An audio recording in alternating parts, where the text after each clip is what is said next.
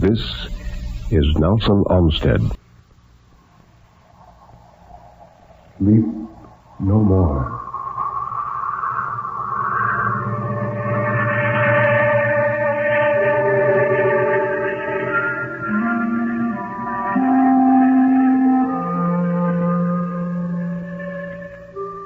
Sleep no more. Turn down the lights. Sink back in your chair and don't look into the shadows. In the shadows, there may be moving things. Tonight, it may be, you will sleep no more.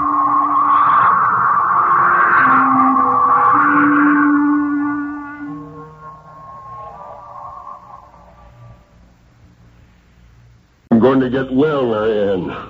I'm not going to die. Aren't you disappointed? No, it's not true. It's not. Now, though he couldn't see her face through the hot blur of fever, he could hear her crying, sobbing and shaking with her fist pressed tight against her teeth. Such a fool.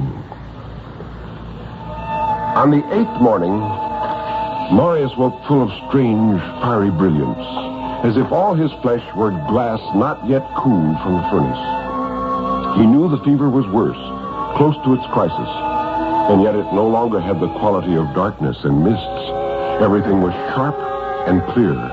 The red of his necktie, hanging in the corner of the bureau mirror, was aflame. He could hear the minutest stirrings down in the kitchen, the breaking of a matchstick in Marianne's fingers as clear as a pistol shot outside her bedroom window. It was a joy. Marius wondered for a moment if he might have died. But if it was death, it was certainly more pleasant than he had ever imagined death would be.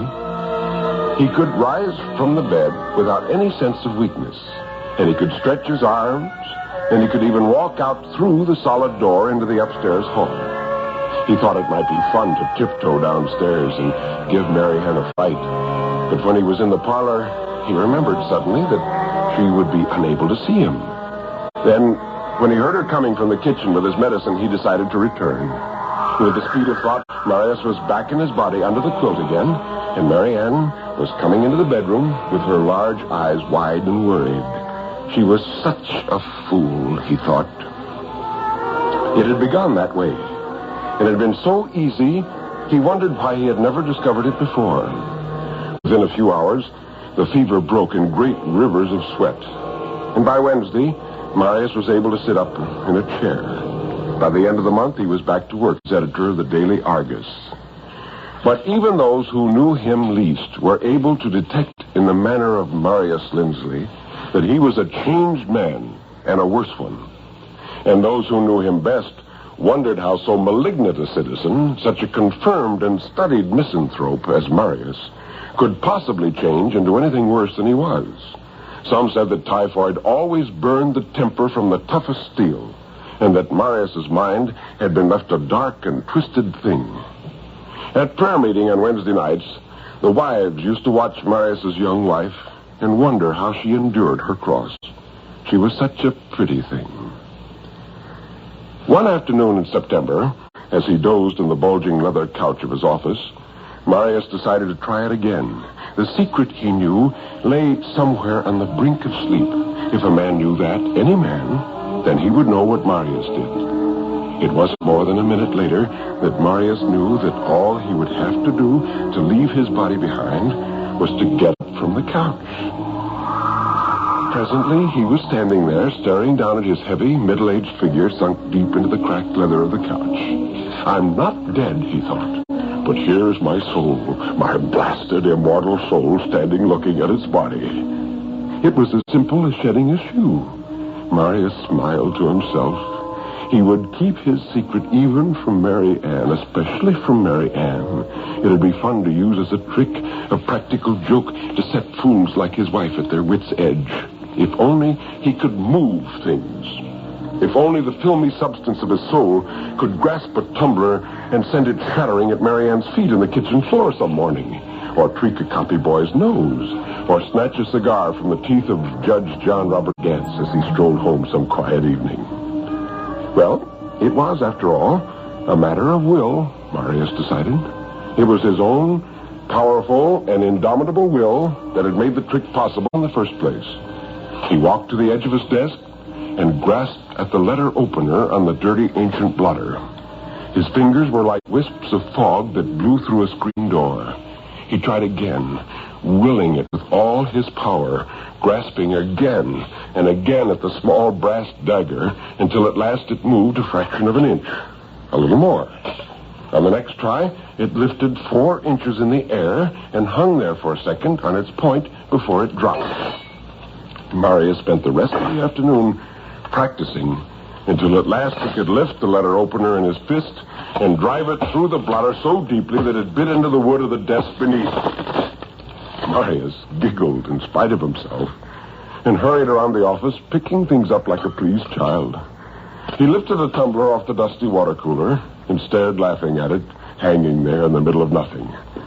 At that moment, he heard a copy boy coming for the proofs of the morning editorials, and Marius flitted quickly back into the cloak of his flesh. Nor was he a moment too soon. Just as he opened his eyes, the door opened, and he heard the drinking glass shatter on the floor.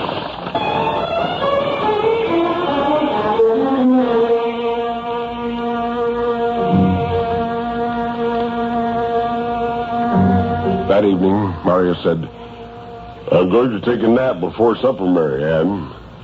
"Very well," said Marianne. He watched her young, unhappy figure disappearing into the gloom of the kitchen, and he smiled to himself again, thinking what a fool she was, his wife. He could scarcely wait to get to the Davenport and stretch out in the cool, dark parlor with his head on the beaded pillow. Now, thought Marius, now. And in a moment, he had risen from his body and hurried out into the hallway, struggling to suppress the laughter that would tell her he was coming. He heard her voice and was puzzled. She was saying, "Oh, you must go. You mustn't ever come here when he's home. I've told you that before, Jim. What would you do if he woke up and found you here?" Marius rushed to her side, careful not to touch her, careful not to let either of them know he was there, listening, looking, flaming hatred growing slowly inside of him. The man was young and dark and well-built and clean-looking. He leaned against a half-open screen door, holding Marianne's free hand between his own. His round, dark face bent to hers, and she smiled with a tenderness and passion that Marius had never seen before. And the man said, I know all that, but I can't sit thinking about him beating you up that time. He might do it again, Marianne. He might. He's worse, they say, since he had the fever. Crazy, I think. I've heard him say he's crazy. Look, don't put it off anymore. Run away tonight. We can take a steamboat to Louisville, and you can get a divorce, and you never have to put up with him again. I got 2 tickets for Louisville right here in my pocket on the Nancy B. Turner. Lord, Marianne, don't make me suffer like this. Thinking all the time about him coming at you with his cane and beating you, maybe killing you. The woman grew silent, and her face softened. And then she whispered, All right, I'll do it. I'll go. Quick. All right, you meet me at the wharf at 9. Tell him that you're going to a prayer meeting. He'll never suspicion anything. All right. Now go, please. And he walked away, his heels ringing boldly on the bricks, lighting a cigarette, the match arching like a shooting star into the darkness of the shrubs. Marianne stood stiff for a moment in the shadow of the porch, her large eyes full of tears. Marius drew back to let her pass. He stood and watched her for a moment before he hurried back into the parlor and lay down again within his flesh and bone in time to be called for supper.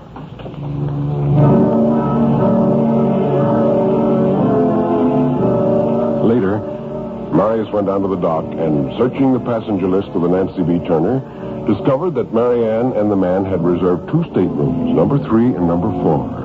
Marius asked for stateroom number 5, next to the room that was to be occupied by Jim O'Toole, the man Marianne was running away with. Marius was on the boat early, struggling with his small horsehair trunk, and presently he was in his stateroom. At 9 o'clock, a man and a woman hurried up the gangplank together. The water lapped and gurgled against the wharf, and off over the river, lightning scratched the dark rim of the mountains like the sudden flare of a kitchen match. Marius lay in his bunk.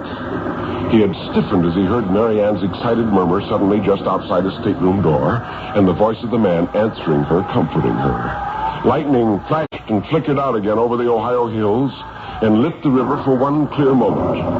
Marius saw all of his stateroom etched suddenly in silver from the open porthole. The mirror, the washstand, bowl, and pitcher. The horsehair trunk beside him on the floor. Marius smiled to himself, thinking how easy it would be, wondering why no one had thought of such a thing before. Marius rose and slipped past the sleeping porter, making his way for the white-painted handrail at the head of the stairway. Once Marius laughed aloud to himself as he realized that there was no need to tiptoe with no earthly substance there to make a sound. He crept down the narrow stairway to the gallery. The Negro cook sat around the long wooden table eating their supper. Marius slid his long shadow along the wall toward the row of kitchen knives lying freshly washed and honed on the zinc table by the pump. He chose the longest of them all and the sharpest, a knife that would shear the ham clean from the hog with one quick upward sweep. In an instant, Marius swept the knife from the zinc table and darted into the gloomy companionway. The porter was still asleep, and Marius laughed to himself to imagine the man's horror at seeing the butcher knife, its razor edge flashing bright in the dull light, inching itself along the wall. But it was a joke he couldn't afford. He bent at last and slipped the knife cautiously along the threadbare rug under the little ventilation space beneath the stateroom door. And then, rising, so full of hate that he was half afraid he might shine forth in the darkness, Marius passed through the door and picked the knife quickly again in his hand. He stepped carefully across the worn rug toward the sleeping body on the bunk. He felt so gay and light, he almost laughed aloud. In a moment, it would be over, and there would be one full-throated cry, and Mary Ann would come beating on the locked door, and when she saw her lover, with an impatient gesture, Marius lifted the knife. His arm flashed. It was done. Fainting with excitement, he leaned in the darkness to brace himself. His hand came to rest on the harsh, rough surface of the horsehair trunk. "Oh, my Lord," screamed Marius. "Good Lord, I'm in the wrong room. The wrong room." And he clawed with fingers of smoke at the jetting fountain of his own blood.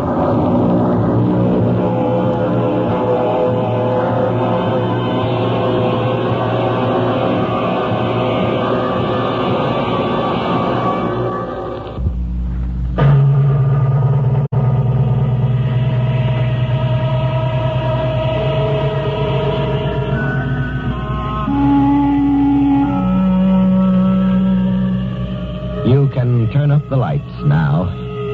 You can look around you. Nobody is there, really. Everything is all right, isn't it?